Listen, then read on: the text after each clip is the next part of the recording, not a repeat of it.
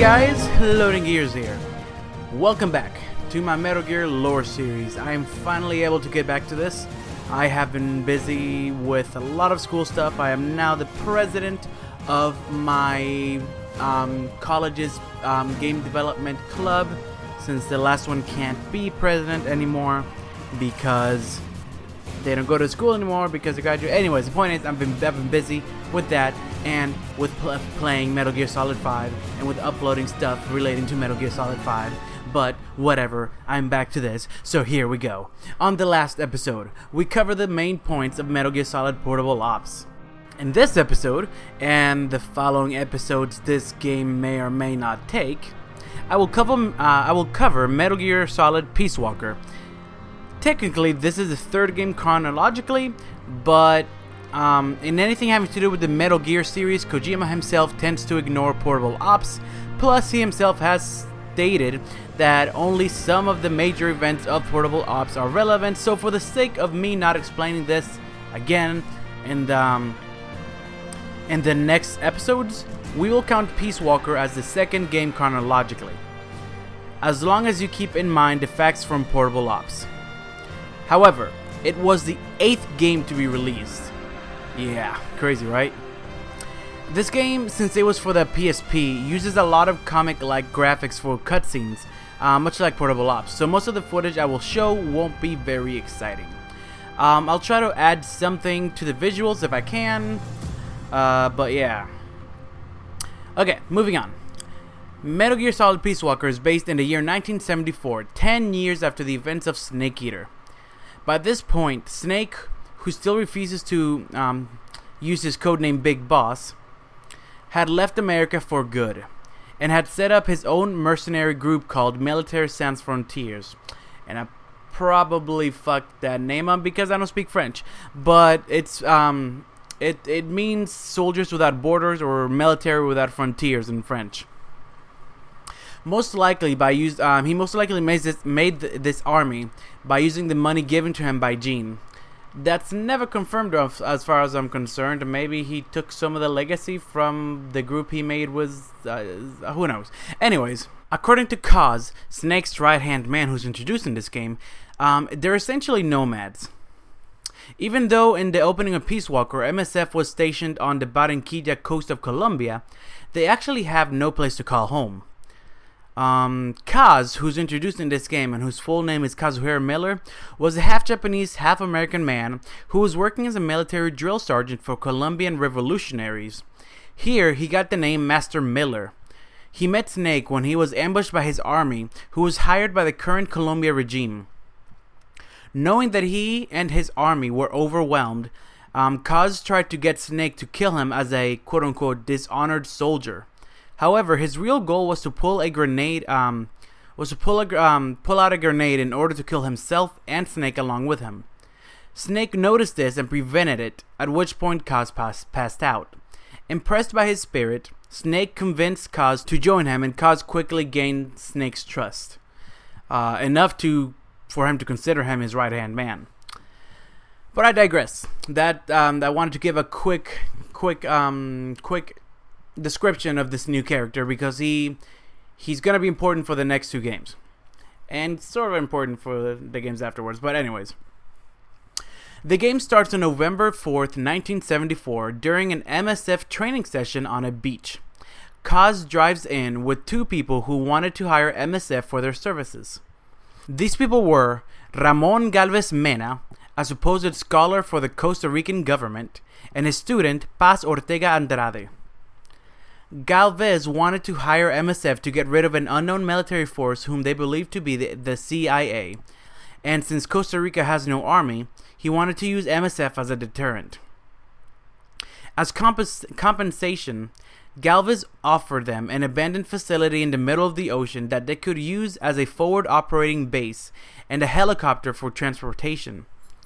Kaz, being a bit of a businessman, liked this idea.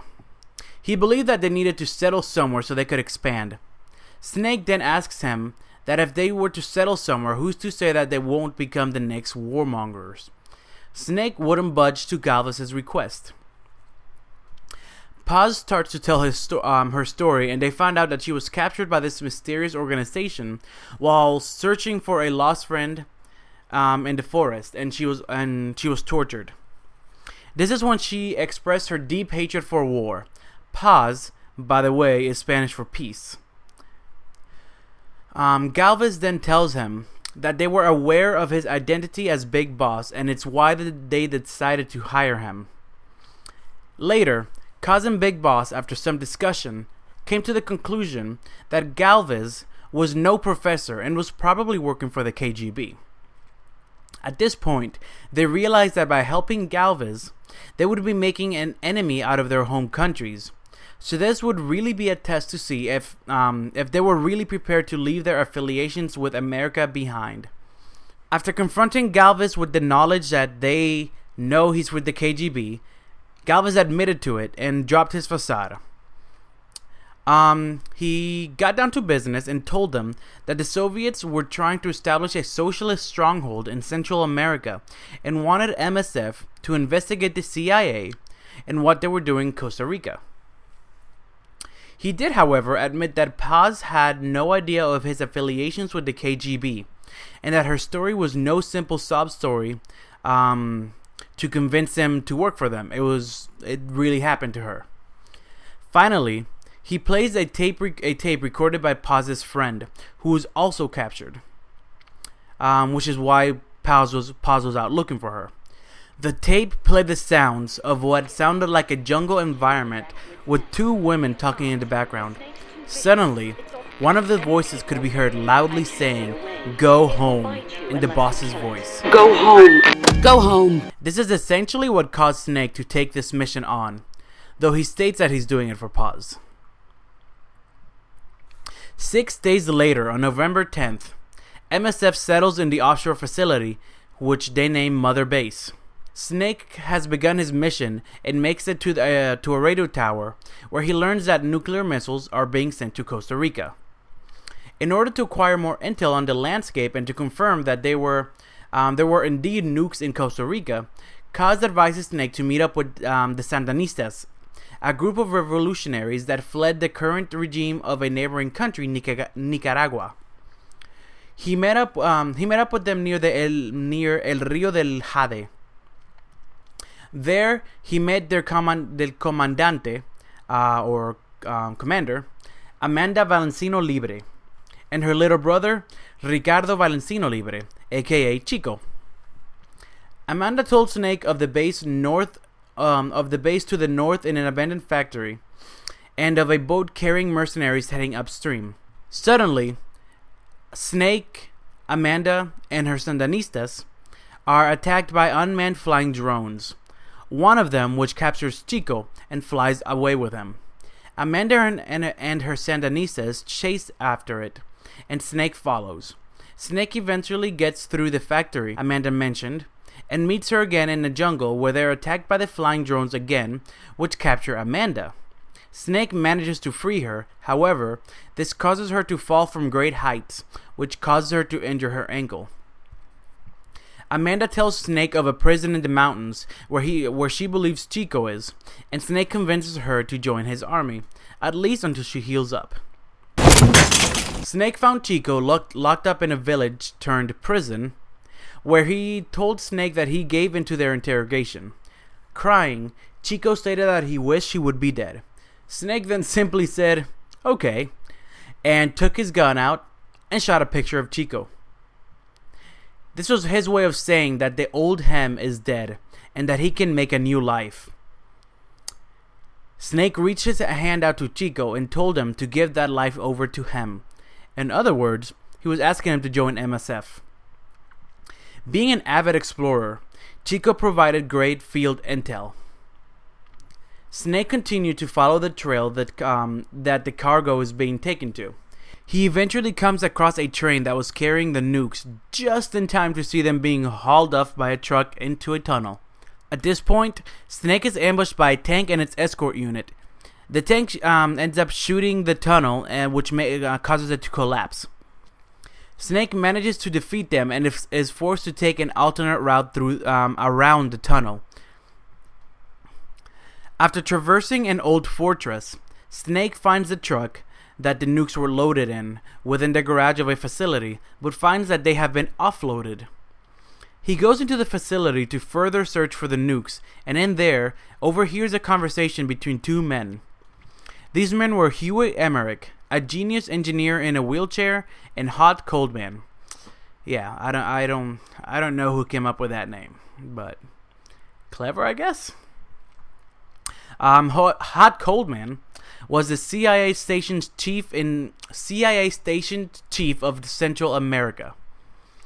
Coldman tells Huey that he will use the weapon Huey created to launch a nuke. Huey opposes this idea since he created the weapon as the ultimate deterrent, not meant to strike first. Coldman says that he needs to strike first in order to prove to the world that the weapon works, saying it will be the last nuke ever launched. Huey, however, was not convinced. This caused Coldman to become angry, so he grabs Huey's chair and shoves him down a staircase. Then he walks away. Snake heads over to Huey to try to help him, but Huey urges him to stop Coldman. Snake runs to a large hangar where he witnesses a large aircraft and some Hindies carrying away a large robot. Then Snake is attacked by Pupa, a large tank-like unmanned drone that looks a lot like the Shagohod, and is controlled by a pod containing an artificial intelligence. After the fight, in which Pupa creepily sings the whole time,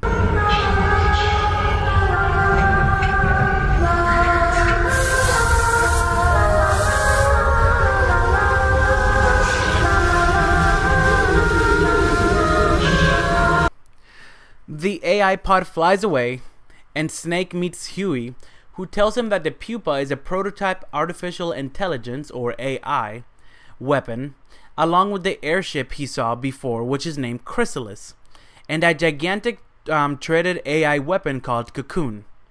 All of these weapons were used to test prototypes' AIs in order to make the AI of the robot Snake saw being carried away.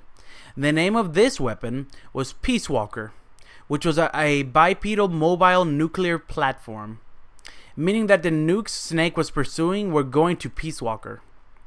The 4 AI pods were named GW, TJ, TR, and AL, the initials of the presidents on Mount Rushmore. Just some little foreshadowing for future games. Let's see if you remember this one when it comes up again. Anyways, Huey further explained that Peace Walker was a way to assure retaliation in the event of a preemptive nuclear strike. He said that the one flaw in the theory of deterrence was the idea that if one country launches a nuclear strike against another country, the receiving country may not have it in them to retaliate, knowing that they would essentially be ending human life. The AI in Peace Walker, however, is designed to always retaliate by choosing the correct target based on the situation. Being invisible to radar and satellite, it would not be able to be attacked preemptively.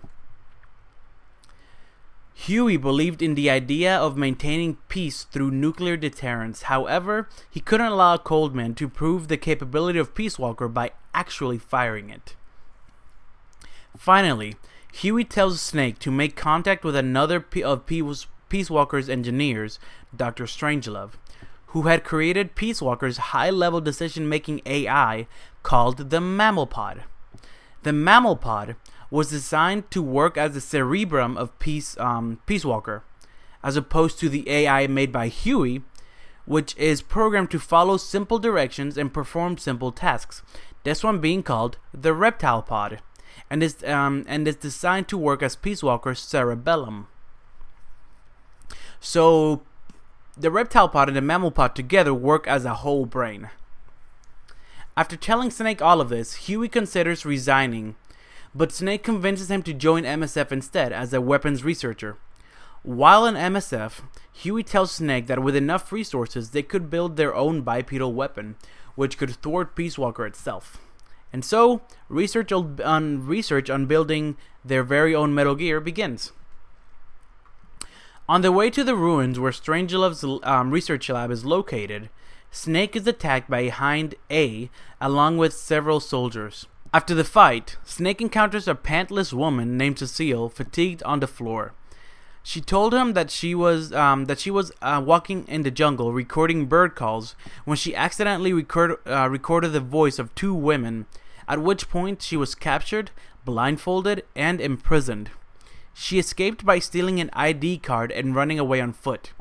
Snake, realizing that this tape must be the one where he heard the boss's voice, and thus this must be Paz's friend, transported Cecile to Mother Base. After making it to the ruins, Snake realizes that the card key Huey gave him doesn't work, making Huey question if Strangelove really hated him that much that she would actually block access from his personal card. Apparently Huey has a thing for Strangelove. Anyways, Cecile informs Snake of how to find a guard who has an ID that can get through the door. Before Snake looks for the guard, Miller informs Snake that the tape with the boss's voice is indeed Cecile's tape, but Cecile said she'd never met Paz before.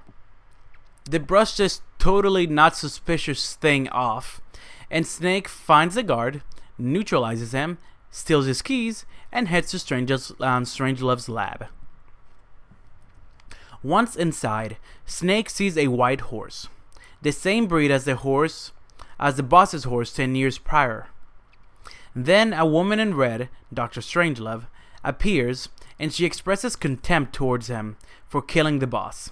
Apparently Strangelove, who was bisexual, was the boss's lover, who I guess was also bisexual. Her feelings of isolation after the boss's death made her obsessed with not only understanding why she lay her gun down, but obsessed with taking revenge on Snake. It was for this reason that she modeled the AI pod she was developing for Peace Walker after the boss. Snake, curious about her knowledge of the boss, followed Strangelove into her lab, whom lured him in by playing on his false hope, asking, "Would you like to meet her?" Inside, Snake saw the AI she was working on, which looked just like the other AIs, a large cylindrical pod with red lights holding the actual AI within it. Strangelove explained that she agreed to work on the Peace Walker project only after demanding that the CIA give her any and all files regarding the boss, any missions she had, any emotions that she felt, any recorded thoughts, history, regrets, everything the CIA could gather on the boss. This was so that she could gather this information and put it together in order to recreate an artificial intelligence which she believed would mimic the boss's brain pattern. This idea served two purposes.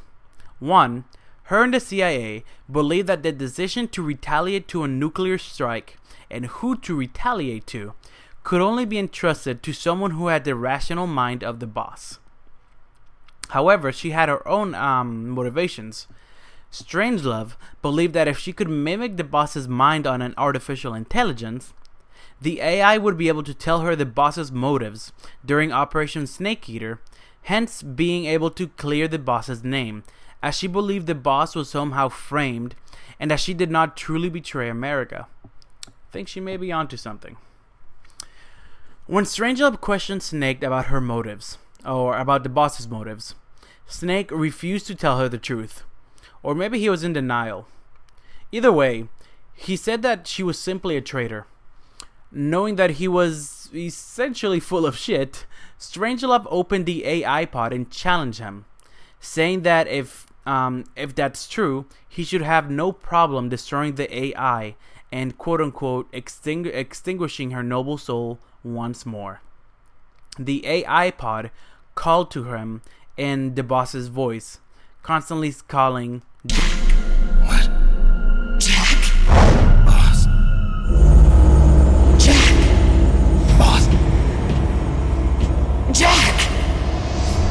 Go home. Once inside the AI pod, which called to him by his name Jack in the boss's voice, Snake found himself having flashbacks to 1964 during Operation Snake Eater, mainly his final fight with the boss.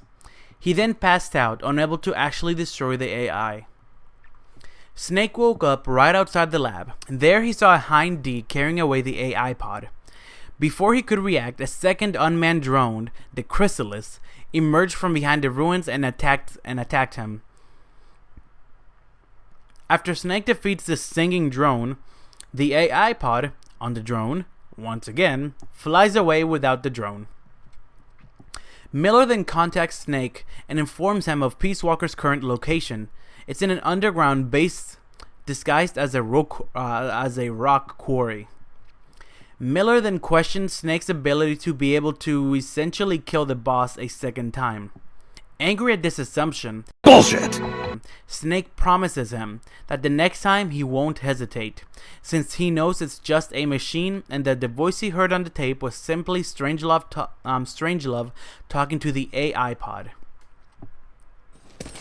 On November 21st, Snake made his way as close to the quarry as he could on the white horse, which is heavily implied to be the actual horse the boss owned 10 years ago. And actually, I think on a tape, it's not only implied, but straight up said that it is. Which really begs the question, what's the life expectancy of a horse? Once he made it to the rock quarry, he witnessed Peace Walker being lowered into the underground base, at which point waves of soldiers come out to attack him after he is spotted by a small unmanned drone. The same type that kidnapped Chico. These drones are, for right reasons, called kidnappers. After he neutralized all the soldiers, the third unmanned weapon confronted him, the gigantic cocoon. This thing is less of a weapon and more of a mini portable fortress, honestly. After defeating it, you guessed it, the AI pod flies away once again. Snake then makes his way inside the underground base. Snake, while inside the base, Snake made his way to Peace Walker's whereabouts, where he saw Strangelove and her team. Snake managed to sneak around them and make it to the AI pod. Once there, he entered the pod again and began to interrogate the AI about the boss's final mission and her true motives, as he himself was beginning to question what he knew. However, unable to get any real answers out of her, he finally gave up hope that the AI pod could be anything like the boss and prepared to destroy it. Suddenly, the pod opens up and Strangelove, along with Coldman and other soldiers, stop him on his tracks. Coldman tells Snake that Peace Walker's development is meant to establish the U.S.'s superiority, which had faded after the Cuban Missile Crisis and all the treaties that came afterwards. Snake then attempts to attack Coldman, CQCing his way through soldiers. Though he inevitably fails, Snake manages to get Strangelove's security card. Snake wakes up tied up with Strangelove ready to torture him. Jeez, this man really gets tortured like there's no tomorrow. Strangelove interrogates Snake about the boss, asking whether she had died for her country or if she really was a traitor. Snake, however, remained silent and kept stating that she was a traitor, that she just laid down her gun, blah blah blah blah blah. I'm not sure if it seemed really weird because it seemed like Snake really believed this, but he was obviously lying because the truth was told to him in Metal Gear Solid Metal Gear Solid 3 Snake Eater. So I'm thinking that he kept his mouth shut because he knew that Strangelove needed this information to essentially close the gap of what she didn't know about the boss and finish the AI pod for Peace Walker. However, his lies and silence end up making her angry, and she starts to torture him more and more. It is later revealed, however, that his silence actually gave her the clues necessary to finish the AI pod. Snake loses consciousness and awakes in a cell, where he uses Strangelove's card to escape. Snake had been recruiting soldiers all throughout this mission. through whether it be through enemy soldiers being ballooned away with the Fulton recovery system, or by extracting POWs in the same manner. Either way, the soldiers he extracted became Snake's army back in Mother Base. So while Snake was being held captive, the soldiers back at Mother Base managed to retrieve Snake's gear, which he retrieves once he makes contact with Miller. Miller informs Snake that he has been unable to contact Paz, and that neither her or Galvez are where they said they would be. Suspecting Coldman to be behind this, Snake makes his way back to Peace Walker's hangar, where their suspicions are proven correct. Coldman explained that the AI was complete thanks to his interrogation, and that Peace Walker's first target would be MSF's own Mother Base. The nuclear fallout caused by the nuke would spread through the waters of the Caribbean, killing fish and crops, and leaving many unemployed hands, which could contribute to Peace Walker's mass production. Coldman then escaped in a chopper holding Paz hostage. This time, Peace Walker is left to follow the chopper on foot, in order to prove its capabilities to traverse any kind of terrain, as the road from Colombia to Nicaragua was a very harsh one. Snake attempts to slow down Peace Walker by shooting it. Little did he know that Peace Walker had a defense mode. Self-defense system online. Self-defense system online. Which would force it to override its current objective in order to suppress any surrounding threats, which is a terrible and easily exploitable design, if you ask me. At this point, Snake is forced to fight the bipedal weapon, Peace Walker. After its apparent defeat, Peace Walker goes haywire, and it starts to act erratically, just using all its weapons at the same time, but not actually aiming at Snake, just shooting at it indiscriminately. Coldman's chopper, however, manages to get Peace Walker's attention, making Peace Walker go into its final form, which is its quadruped form. So it doesn't walk in two legs, it actually walks in four. This, along with the howl it does, makes it resemble a wolf, which I thought was clever because wolves and dogs are known for their loyalty, and Peace Walker's brain is based off of the boss, and the one thing the boss honored more than anything was loyalty. Anyways, Peace Walker starts to follow the chopper across the mountainous forest into Nicaragua by crossing the Rio San Juan. Snake attempts to follow Peace Walker by using the boss's horse, which comes to his aid. However, the horse collapses when it tries to climb a very steep hillside. Snake leaves the horse behind and climbs up himself, only to witness Peace Walker already halfway across the river and much too far for Snake to reach on foot. Snake returned to the gravely injured horse and was forced to put it out of its misery in a similar fashion as with the boss. There's only room for one boss and one Snake.